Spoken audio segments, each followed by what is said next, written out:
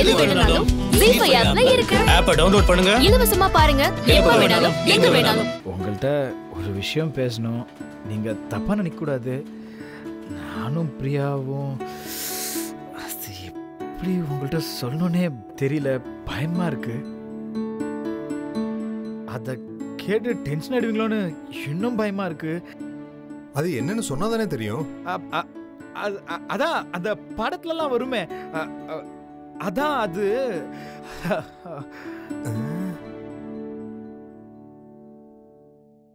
தம்பி குழப்பாதீங்க, ஸ்ட்ரைட்டா விஷயத்துக்கு வாங்க. சொதப்பாம சொல்லுங்க.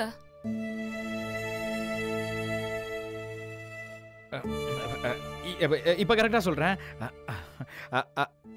அது வந்து நானும் பிரியாவும் 2 வருஷமா லவ் பண்றோம்.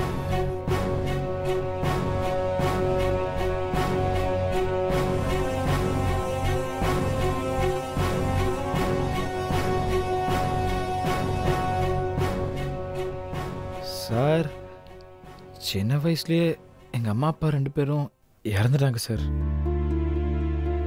சொந்தம்னு சொல்லிக்கிறதுக்கு எனக்கு வேற யாரும் இல்லை.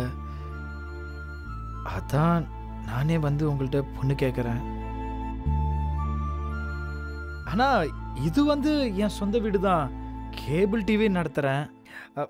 மாசம் 50,000 சம்பாதிக்கிறேன். பிரியாவை எனக்கு கட்டி வச்சிங்கன்னா கடைசி வரைக்கும் கண் கலங்காம பார்த்துப்பேன் சார். பிரியா, இவர் சொல்றதெல்லாம் உண்மையா? ஆமாப்பா, இவர் ரொம்ப நல்லவர்ப்பா. ஆமாங்க, பிரியா கூட இவரை பத்தி சொன்னா. நல்ல பையனா தானே இருக்காரு. நீங்க செய்யறது எனக்கு கொஞ்சம் கூட பிடிக்கல சார். இனிமே நீங்க சார்னு கூப்பிடாதீங்க, மாமான்னு கூப்பிடுங்க. உங்களை மாதிரி மாப்பிள்ளை கிடைக்கிறதுக்கு எங்க குடும்பம் கொடுத்து வச்சிருக்கணும்.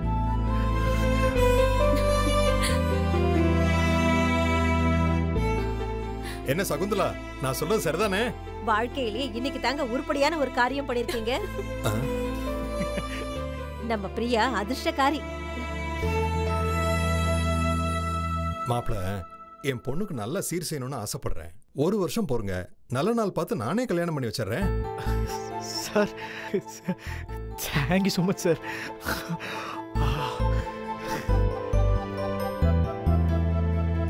சார், பிரியாக்காக நான் எவ்வளோ வருஷம் வெயிட் பண்ணாலும் காத்துட்டு இருக்கிறேன். ரெடி.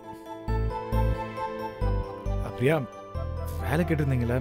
ஒரு கம்பெனியில் அக்கௌண்டன்ட் வேலைக்கு சொல்லி வச்சிருந்தேன். நாளைக்கு 10 மணிக்கு அங்கே இருக்கணும். அதனால உன் சர்டிஃபிகேட்ஸ் அண்ட் உன் ரெஸ்யூம் எடுத்து வச்சுக்கோ. வரேம்மா. சரிங்க பிரியா, வரேன் சார். சாரி அங்கிள், வரேன்.